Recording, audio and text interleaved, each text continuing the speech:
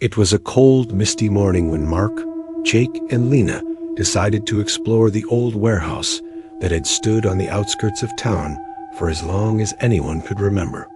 The building had been abandoned for years, its crumbling walls and broken windows standing as silent witnesses to forgotten stories. It wasn't a place people usually went. Most avoided it, treating it like a relic of the past that no one wanted to disturb.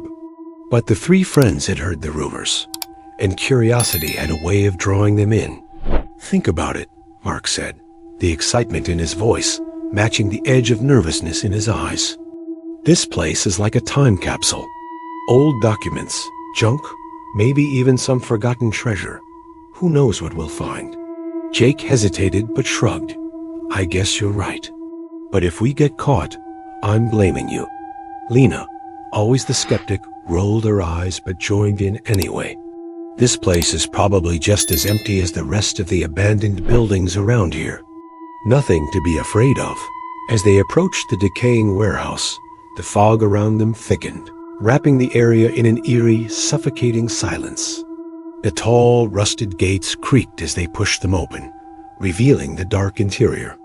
The floor was littered with broken glass and scattered debris, the faint smell of rot and decay lingering in the air. It felt like something was watching them, but they ignored it, brushing it off as nerves. Once inside, their footsteps echoed through the vast, empty space. The walls were lined with old, abandoned machinery and shattered windows. Everything was still and cold, as if the building itself had been frozen in time. They moved cautiously, taking in the surroundings, but something about the place felt wrong, unnervingly wrong. "Let's head toward the back," Mark suggested.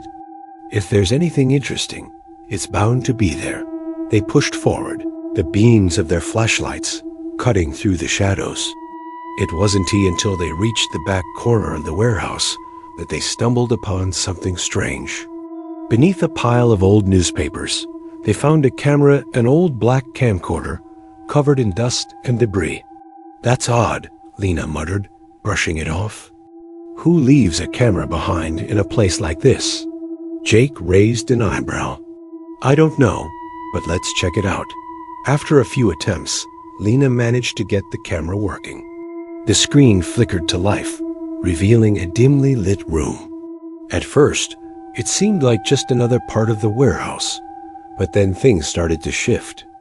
The camera angle was shaky, as if someone had been filming while hiding, trying not to be seen. Then they saw it. A figure tall, with a grotesque, contorted body moved in and out of the camera's frame. The figure seemed to be pacing back and forth, breathing heavily, like it was waiting for something, or someone. The camera zoomed in, showing a bloodshot, empty-eyed face that sent a cold chill down their spines. The figure looked like it was staring directly into the camera, or perhaps at whoever was watching it now.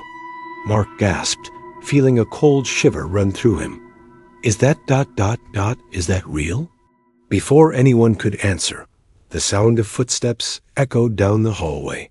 Loud, deliberate, each step heavier than the last. The camera, as if sensing danger, began to shake violently. The figure in the footage looked towards the door, its face twisting into a sickening grin before the screen went black. "What the hell?" Jake muttered, pulling the camera away from his face. That wasn't a recording, that was. Suddenly, the building groaned under the weight of some unseen force. The walls rattled, and a low, guttural growl emanated from somewhere deeper in the warehouse. Mark's heart skipped a beat.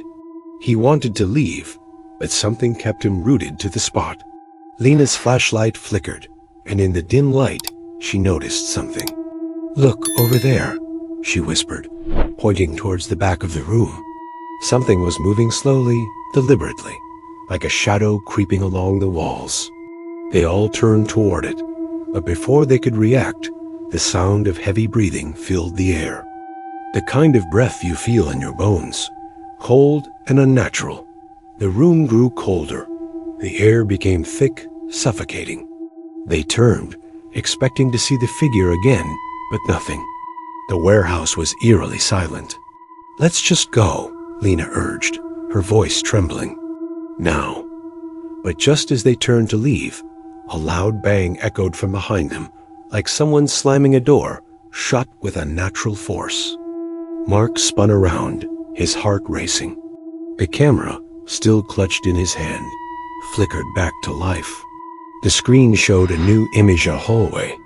The figure was there again, standing in the middle, its back to them. And then it moved.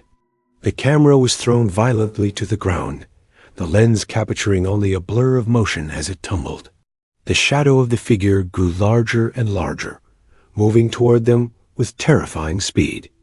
The flashlight beams flickered. The footsteps grew louder.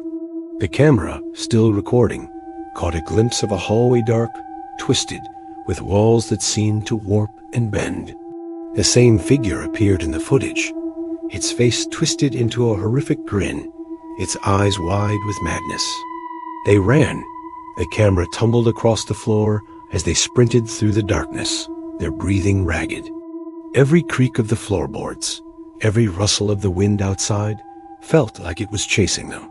But no matter how fast they ran, it felt like something was always just behind them, watching, waiting.